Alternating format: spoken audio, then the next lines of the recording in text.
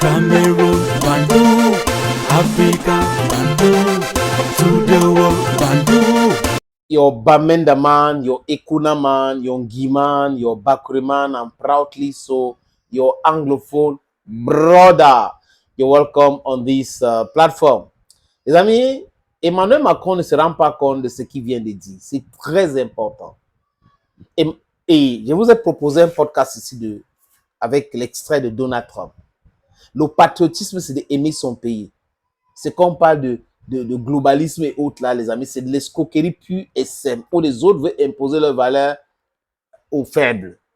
Emmanuel Macron vient de dire quoi? Le monde est fait des herbivores et des carnivores. Et si les herbivores ne font pas attention à eux, les carnivores vont les gagner. Ils préfèrent que les Européens soient quoi? Les omnivores. Je vous suggère d'écouter en 3 parties, les amis. Clarifier notre agenda, c'est-à-dire assumer un agenda de sécurité économique commune. Ce qu'on a su faire quand il y avait un commerce mondial qui était faussé par des sursubventions de certains pays tiers, on doit l'assumer en européen. On doit arrêter d'offrir en quelque sorte le visage d'un supermarché ouvert à tous les vents. Si on croit dans notre avenir géopolitique, on doit dire ces 700 millions d'habitants et consommateurs que sont les membres de la Grande Europe, ils ont des intérêts communs, ils veulent être ouverts, ils veulent qu'il y ait des investissements directs étrangers qui viennent de partout, mais ils veulent dans leur commerce être respectés bien davantage, être unis et défendre leurs intérêts. Enfin, la démocratie, je pense que ce qu'on vient de vivre ces dernières semaines montre que le modèle démocratique européen est lui aussi un sujet de prédation. En Géorgie comme en Moldavie, il y a eu plusieurs attaques, des attaques cyber, de l'achat de vote, des manipulations. Tous les observateurs l'ont montré. Je vais ici féliciter Maia Sandu pour sa réélection et on aura l'occasion tout à l'heure de le faire. Et j'espère très fortement, je le dis au Premier ministre qui est avec nous, que la Géorgie va confirmer. Premier extrait. Les amis, les archives, nous devons garder ça dans les archives. Il pense qu'il est en train de parler aux gens qui n'écoutent pas très bien. C'est la peur de l'arrivée au pouvoir de Donald Trump qui fait qu'il déclare ceci. Donc, en quelque sorte, il est en train de vouloir protéger les Européens pour dire nous ne sommes pas les arachides des gens. Mais lui, Macron, veut que nous, peuple africain, on soit les arachides de deuil de la France. Écoutez la suite. Son choix européen est celui aussi d'un modèle démocratique. Mais soyons lucides. Notre modèle de démocratie libérale, ouvert, c'est un sujet de prédation pour d'autres puissances qui n'ont pas le même agenda, qui veulent nous diviser. Les États baltes ici présents savent aussi combien ils sont attaqués au quotidien par des attaques cyber, par de la manipulation d'informations.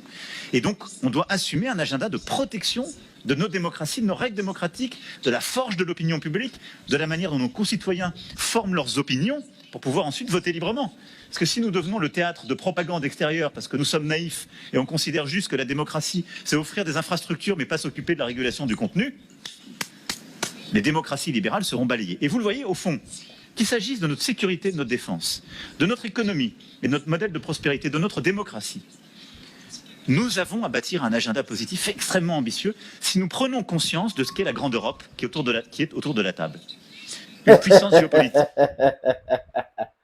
Il est dérangé, il a dit que c'est à Budapest, hein, c'est le 7, il y a de cela quelques heures qu'il a fait ses déclarations. Il a fait ça le 7 novembre. Et les amis, la dernière partie, c'est là où il parle de herbivore, carnivore et omnivore. Herbivore, carnivore et omnivore. Donc, ils ne veulent pas que les Amériques ou les Américaines de Donald Trump ou les États-Unis de Donald Trump bouffent les Européens. Et ils veulent être en compétition et tout. Mais la différence entre l'Europe, Macron devrait savoir, les États-Unis d'Amérique, la Russie et la Chine, c'est que ces pays-là ont les immenses fortunes. Les Européens n'ont rien dans leur sous-sol. Donc, ils sont obligés de tout acheter. Et ils étaient devenus forts par rapport au pillage, par rapport à l'exploitation, par rapport à la colonisation.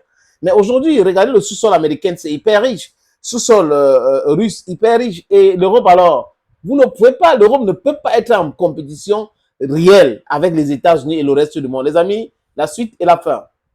Sans égal. Simplement, nous ne nous assumons pas jusqu'alors comme une puissance pleinement indépendante. Et on pense qu'il faut déléguer notre géopolitique aux États-Unis d'Amérique, il faut déléguer notre modèle de croissance à nos clients chinois, il faut déléguer notre innovation technologique aux hyperscalers américains. C'est pas la meilleure idée. Je pense qu'on peut reprendre le contrôle si on décide sur la décennie qui vient de bâtir, pas simplement au sein de l'Union européenne, mais ici. Au fond, pour moi, c'est simple. Le monde est fait d'herbivores et de carnivores. Si on décide de rester des herbivores, les carnivores gagneront. Et nous serons un marché pour eux. Je pense qu'au moins, ce serait pas mal de choisir d'être des omnivores. Je veux pas être agressif, je veux juste qu'on sache se défendre sur chacun de ces sujets. Mais je n'ai pas envie de laisser l'Europe comme un formidable théâtre habité par des herbivores que des carnivores, selon leur agenda, viendront dévorer. Ils sont paniqués, les amis. C'est-à-dire que la peur a changé de camp. Les gars ne s'imaginaient pas cette confrontation. C'est-à-dire qu'ils n'ont jamais imaginé que Donald Trump devait revenir au pouvoir. Parce que c'est quelqu'un qui est pragmatique. Il ne veut pas de guerre. Il veut une compétition économique et il veut utiliser les atouts que les États-Unis ont à leur position pour pouvoir rendre le pays encore plus puissant. Et il pense que les guerres sont inutiles, on tue les gens. On tue les gens pour rien. Et il a dit ça, il dit ça encore. La guerre, c'est pour tuer les gens, on tue les gens, on tue les gens. Moi, je ne veux pas de guerre. Et Benjamin Netanyahu, qui félicite l'arrivée de Donald Trump, va se déchanter. I don't know if that is say it very, very soon. Très bientôt. Parce que lui ne veut pas de guerre. Apparemment, il aurait même dit à Benjamin Netanyahu de mettre un terme à la guerre au Liban et à Gaza avant son investiture du 20 janvier. Donc, vous voyez, c'est son arrivée qui pousse les Européens à faire des déclarations pareilles, surtout Emmanuel Macron, qui s'était précipité pour féliciter Donald Trump alors qu'on n'avait pas encore déclaré tout. Donald Trump avait fait un discours de revendication de sa victoire. Emmanuel Macron l'a félicité tout de suite.